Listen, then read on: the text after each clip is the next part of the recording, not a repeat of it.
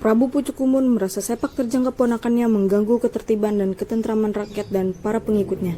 Prabu Pucukumun pun meminta pendapat kepada penasihat kerajaannya tentang kelakuan keponakannya itu. Ia berharap hubungan mereka berubah menjadi lebih baik. Di lubuk hatinya, ia bahkan berharap bahwa keponakannya akan mengikuti ajaran yang dianutnya. Oleh karena itu, ia berbicara dengan penasihat kerajaan di istananya untuk dimintai saran bagaimana menghadapi keponakannya itu. Wahai penasihat yang aku muliakan dan yang amat aku percaya, seperti yang telah kalian ketahui bahwa keponakanku sudah kembali dari Cirebon. Tampaknya ia mencoba untuk menyebarluaskan ajaran agama yang diyakininya di wilayah kerajaanku. Terima kasih atas kepercayaan yang kau berikan, Baginda. Benar sekali, Baginda. Tampaknya pengikut Hasanuddin makin banyak. Apa yang membuat Baginda merasa bersusah hati? Aku sebenarnya tidak masalah dengan keyakinannya, hanya saja dulu ayahandaku berpesan supaya keluarga kami terus memegang teguh ajaran yang sudah ada dari zaman leluhur kami. Aku khawatir apa yang dilakukan Hasanuddin akan menghalangi langkahku menjaga amanah dari ayahandaku ini. Kalau begitu, ada baiknya Baginda mengajak Hasanuddin untuk bertemu dan berbincang-bincang. Baginda utarakan saja apa yang menjadi beban di hati Baginda kepada Hasanuddin. Semoga keponakan Baginda akan memahami yang dimaksud Baginda. Jadi aku harus bertemu dan berbincang-bincang dengan keponakanku. Okelah kalau begitu. Nasihat, aku ingin meminta bantuanmu. Ya Baginda, adakah yang Baginda perlukan? Kau tentu mengetahui perkembangan keponakanku, bukan? Ya, saya mengenalnya Baginda. Sekarang ia memiliki sejumlah murid yang sering berpindah-pindah. Tetapi ia sering berdiskusi dengan murid-muridnya di wilayah Banten Girang. Tampaknya kamu mengetahui perkembangan keponakanku. Mohon maaf Baginda, hamba tidak mengikuti perkembangan keponakan Baginda, hanya saja makin banyak orang-orang di sekeliling hamba yang membicarakan keponakan Baginda. Oh begitu, berarti aku memang harus segera bertemu dengannya. Baiklah, segera temui keponakanku Maulana Hasanuddin. Katakan kepadanya aku ingin bertemu dengannya di Sasaka Domas. Aku ingin berbincang-bincang dengannya.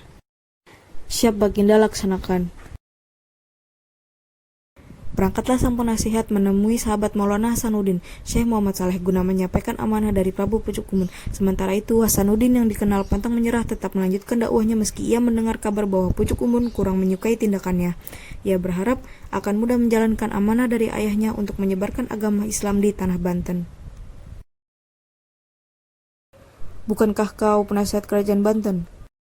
Benar sekali Tuan, mohon maaf, apakah benar Tuan adalah Syekh Muhammad Saleh?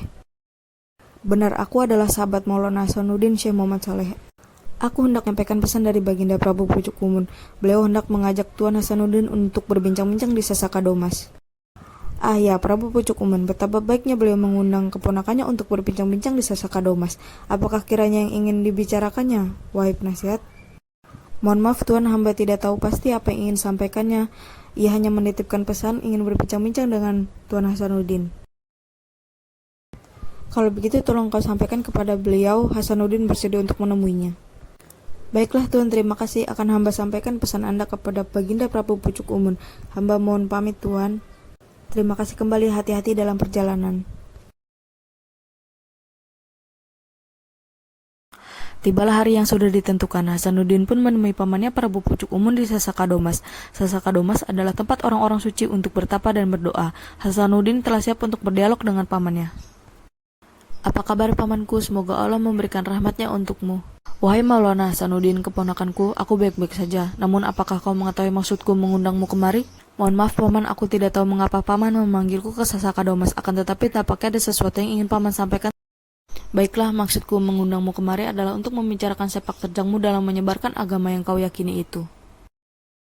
Apakah kiranya ada sesuatu yang kulakukan yang membuat paman tidak senang? Hasanuddin, meskipun kau adalah keponakanku, aku tidak berkenan kau melanjutkan misimu menyebarkan agama di wilayahku. Mohon maaf pamanku, mengapa kau tak berkenan kegiatan dakwah yang aku lakukan? Aku berjanji dengan ayahandaku untuk terus memegang teguh ajaran Sunda Wiwitan di tanah Banten ini, serta terus menurunkannya ke anak cucu serta rakyat yang kupimpin. Aku pun hanya mencoba berbakti kepada ayahandaku, hai paman. Aku berupaya memenuhi keinginan ayahku.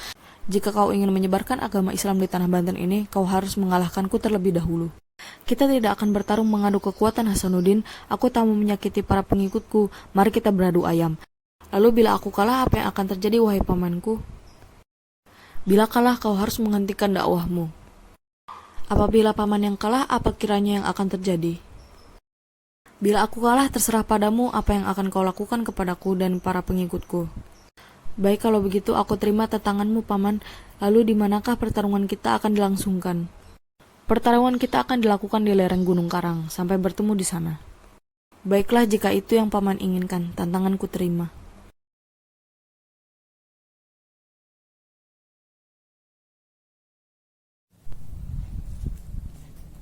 Mereka tidak ingin bertarung adu fisik satu sama lain karena berperang secara adu fisik akan menimbulkan banyak korban. Prabu Pucuk Umun dan Hasanuddin lebih memilih untuk beradu ayam karena ia tidak ingin perseteruan di antara mereka berdua menimbulkan banyak korban jiwa. Prabu Pucuk Umun memilih tempat adu kesaktian ayam di lereng Gunung Karang karena dianggap sebagai tempat yang netral. Ayam milik Pucuk Umun bernama Jalak Rarawe, seekor ayam petarung berwarna hitam yang belum pernah kalah sekalipun di ajang adu ayam. Jalak Rarawe diciptakan dari besi baja, berpamor air raksa, berinti besi berani. Yang mulia, apa yang akan Paduka lakukan agar Jalak Rarawe dapat memenangkan duel ini? Aku sudah mengusahakan yang terbaik, wahai penasihat. Aku yakin Jalak Rarawe tidak akan kalah. Aku sudah meminta para tetua untuk mendoakannya dan memberikan ajian otot kawat tulang besi sehingga ia menjadi ayam yang terkuat. Aku pun sudah meminta seorang empu untuk membuatkan keris yang bisa kupasang di taji Jalak Rarawe serta kujadikan senjata pamungkas dengan mengoleskan bisa di kedua keris itu. Sementara itu, ayam Hasanuddin bernama Sang Patok merupakan penjelmaan salah seorang sahabatnya yang bernama Syekh Muhammad Saleh. Ia adalah murid Sunan Ampel dan tinggal di Gunung Santri di Bojonegoro, Serang.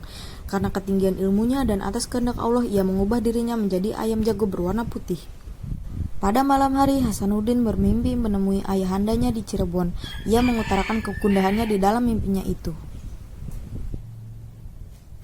Assalamualaikum ayahanda. Waalaikumsalam anakku, tampaknya kau menemui rintangan dalam upayamu menyebarluaskan agama Islam. Apakah kiranya yang dapat aku bantu anakku? Begini ayah, pamanku Prabu Pucuk Umun tampaknya kurang suka dengan sepak terjangku menyebarkan agama Islam. Oleh karena itu ia pun mengajakku bertarung adu ayam. Barang siapa yang kalah di pertarungan harus mengikuti kehendak orang yang memenangi pertarungan itu. Lalu apa yang mengganjal di hatimu, nak? Ayah pasti mengenal Syekh Muhammad Saleh. Ia bersedia membantuku menjadi ayam jagoku. Aku tahu ia memiliki ilmu yang tinggi, tetapi aku tetap khawatir untuk keselamatannya, ayah. Anakku, Syekh Muhammad Saleh memang memiliki ilmu yang tinggi. Hanya saja ia pun tetap saja manusia biasa. Aku pun memahami kekhawatiranmu. Aku sarankan kau bawa ayammu ke sumur Masjid Agung Banten untuk kau mandikan dengan airnya. Kemudian setelah itu kau bacakan untuknya ayat-ayat suci Al-Quran. Semoga dengan begitu ayammu mampu memenangi pertarungan atas kehendak Allah. Baiklah ayah, terima kasih atas segala saranmu. Aku akan menuruti saranmu itu.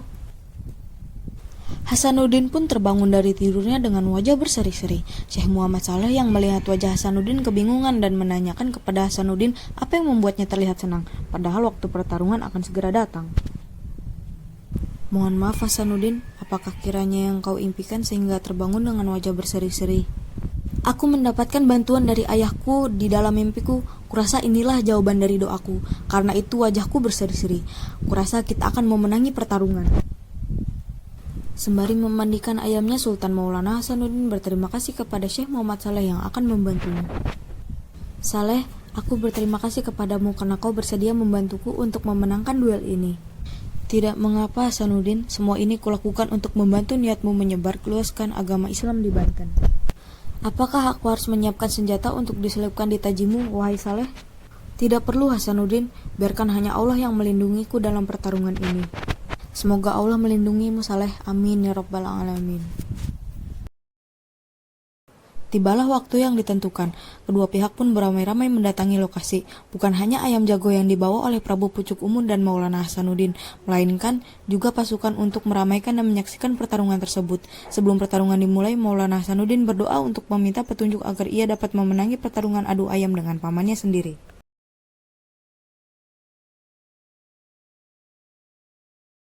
Ya Allah, kumohon petunjukmu supaya hambatan yang menghalangi niatku ini dapat dengan mudah kuhadapi. Tiba waktunya pertarungan kita dimulai. Jangan lupakan janjimu, wahai pamanku. Tentu saja bila aku menang, kau menyingkir dari wilayah kerajaanku. Dan bila aku menang, apakah kau akan ikut aku memeluk dan menjalankan syariat Islam atau tidak? Sudahlah Hasanuddin, tak perlu banyak bicara. Ayo segera laksanakan adu ayam ini. Aku yakin ayamku akan menang. Kedua ayam jago dikeluarkan dari kandangnya masing-masing. Suasana yang tadinya tegang berubah menjadi ramai. Suara riuh rendah penonton membahana memberi semangat kepada kedua ayam jago yang bertarung.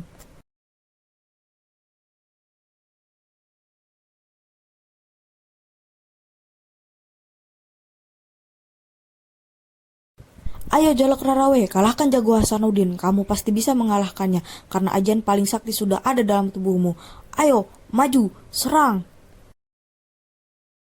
Berjuanglah Saung Patok, insya Allah dengan kehendaknya kamu akan bisa menang melawan Jalak Rarawe.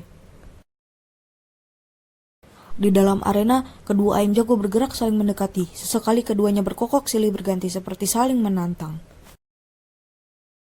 Bagaikan dua jagoan di atas ring tinju, keduanya terus bergerak menari-nari dengan posisi siap menyerang sambil saling menatap tajam, seolah-olah siap menyergap lawannya.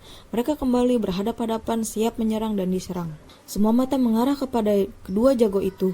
Rupanya, ayam jago pucuk umun telah terpancing emosinya, gerakannya makin liar dan matanya merah. Lalu ia menyerang dengan maksud merobek dada Saung Patok.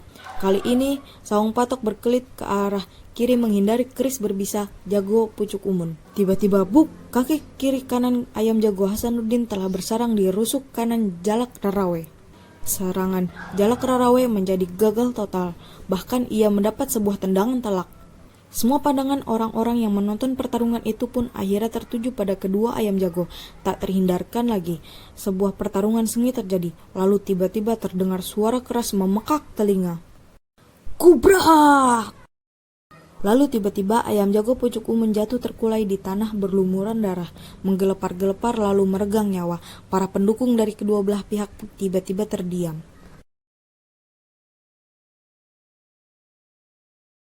Ada apa ini? Jalak Rarawe, bangunlah. Tampaknya ayam milikmu sudah mati, Paman. Tidak, tidak mungkin. Penasihat, coba lekas kau ke sana, lihatlah. Apakah Jalak Rarawe benar-benar sudah mati? Maaf yang mulia, Jalak Rarawe sudah mati. Rupanya tendangan keras ayam jago Maulana Hasanuddin telah mengenai jantungnya sehingga ia mati.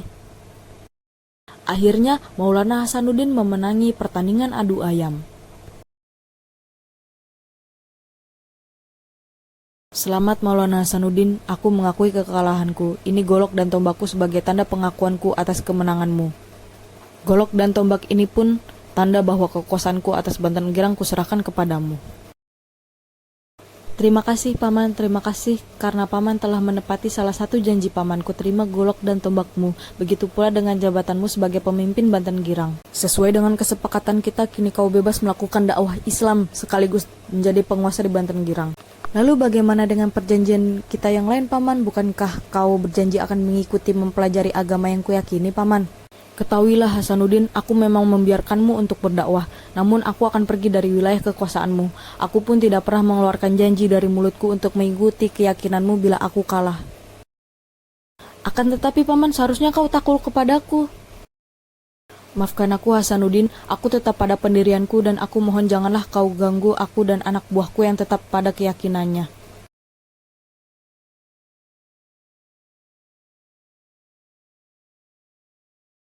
Haruskah aku kejar pamanmu itu Hasanuddin?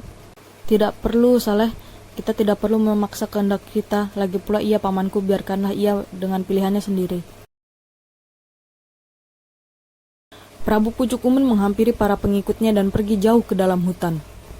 Wahai para pengikutku yang setia, kuharap kalian akan selalu menjaga kawasan yang berhutan lebat ini. Tetaplah menjaga kepercayaan yang kita yakini sampai anak cucumu kelak. Ingat dan pegang teguh selalu amanah dariku ini. Selama kalian berlindung di sini, keselamatan dan kehidupan kalian akan selalu terjamin. Konon para pengikut setiap Prabu Pucuk Umun inilah cikal bakal orang Kanekes yang kini lebih dikenal sebagai suku Baduy yang hingga kini masih melanggengkan ajaran Sunda Wiwitan. Sementara itu, para pengikut Prabu Pucuk Umun lainnya yang terdiri atas penasihat dan punggawa kerajaan Pajajaran menyatakan masuk Islam di hadapan Sultan Maulana Hasanuddin.